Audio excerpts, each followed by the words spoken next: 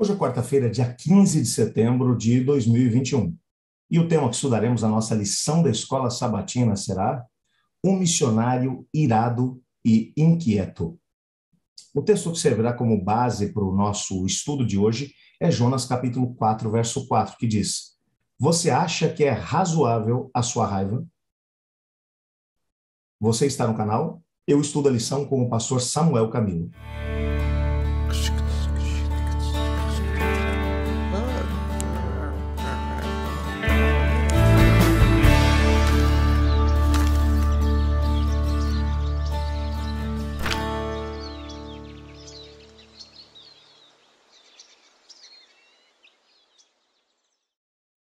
Na lição de ontem, tivemos a oportunidade de perceber Jonas finalmente obedecendo a Deus. Foi até a cidade de Nínive, uma cidade com 120 mil habitantes, passou por ela durante 40 dias, ele pregou a mesma mensagem. Em 40 dias, e a destruição virá sobre vocês. 40 dias, 40 dias, 40 dias. O Espírito de Deus foi trabalhando naquelas pessoas, e elas acabaram se arrependendo dos seus pecados. Houve um arrependimento, desde o rei até a pessoa mais simples. Um jejum nacional foi proclamado para todas as pessoas. As pessoas realmente queriam ser transformadas. Como vimos, nas próprias palavras de Cristo Jesus, houve transformação naquela geração. As pessoas se entregaram a Cristo. Mas, infelizmente, a história de Jonas não termina no capítulo 3. Podia ter terminado lá, mas não terminou. O capítulo 4 vai começar com a ira de Jonas para com Deus. Por quê? Porque o seu esforço missionário tinha sido muito bem sucedido. Por isso ele estava com raiva. Aí você olha, mas como assim? Qualquer pregador que fosse compartilhar a mensagem com algumas pessoas e visse essas pessoas se arrependendo dos seus pecados e se entregando a Deus, ficaria feliz. Bom, mas o Jonas estava preocupado em parecer tolo. Deus, ele tomou tempo para poder conversar com o seu profeta. Na verdade, Jonas acabou se comportando como se fosse uma criança mimada. Uma criança que estava agora com um problema de ego. É isso mesmo, problema de ego. Os profetas do passado haviam agido para com Deus também, em alguns momentos, com algum tipo de dificuldade. Eu citei nessa semana o próprio profeta Elias. Você se lembra que houve um determinado momento que, apesar de Elias ter enfrentado os 450 sacerdotes de Baal, mas os 400 sacerdotes de Azerá, ele fugiu por causa da Jezabel. Quando você olha para os profetas do Senhor, eles também passam por momentos de dificuldade e problema. Também têm a sua fé provada. Com Jonas não foi diferente.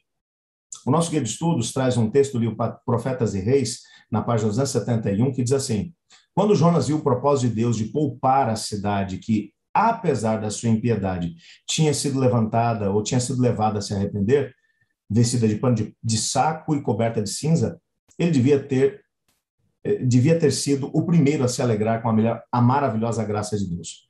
No entanto, ao contrário disso, permitiu que sua mente se fixasse sobre as possibilidades de ser considerado um falso profeta. Preocupado com a sua reputação, ele perdeu de vista o valor infinitamente maior dos que viviam naquela cidade infame. E ainda assim, Deus teve paciência com ele. Você percebe que, na verdade, aqui a ira do Jonas, ela acabou sendo demonstrada através das suas atitudes. Jonas foi para o lado de fora da cidade, encontrou uma parte mais elevada, arranjou um lugar onde ele pudesse assistir de camarote o momento em que Deus ia destruir a cidade. Talvez ele estivesse esperando que Deus enviasse fogo, ou como havia feito com Sodoma e Gomorra, não sei o que era, mas sei que ele queria estar ali para poder assistir de camarote. E ao invés de assistir isso, ele assistiu o Senhor perdoando a cidade. E ele ficou completamente irritado com isso. Por quê? Porque ele agora estava preocupado, era com a sua autoimagem. Preocupado que as pessoas dissessem, ele fez uma predição e ela não se cumpriu. Mas a paciência de Deus com o seu profeta foi surpreendente. Deus estava determinado a usar Jonas. E quando Jonas fugiu, Deus enviou a tempestade, o peixe, para poder trazer o fugitivo de volta.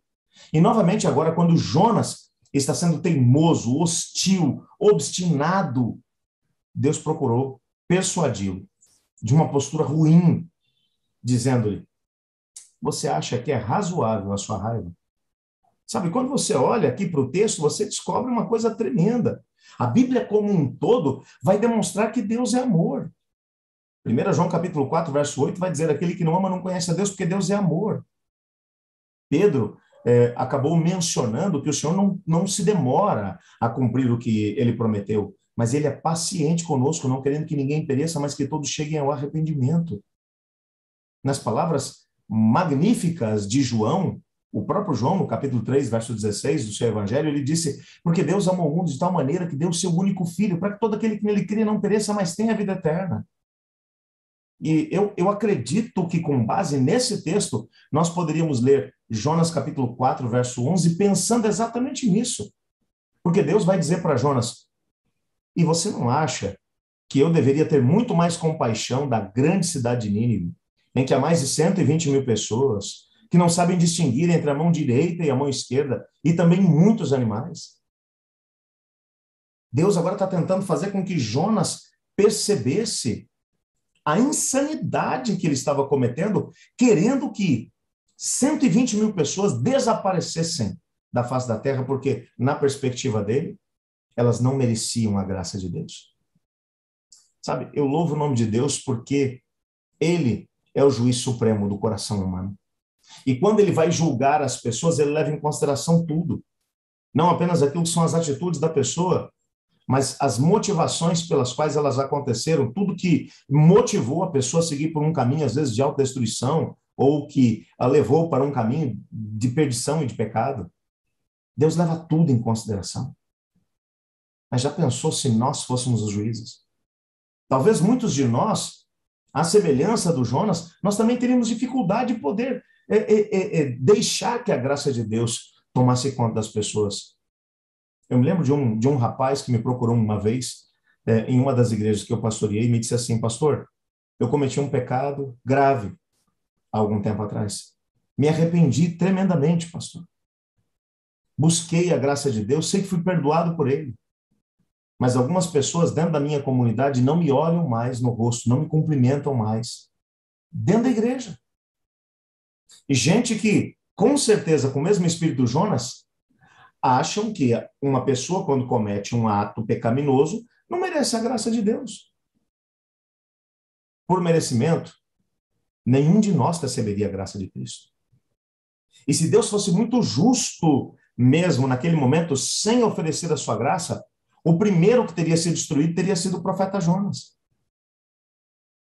Mas Deus prova o seu amor para conosco, enviando o próprio Cristo Jesus para poder morrer como propiciação pelos nossos pecados.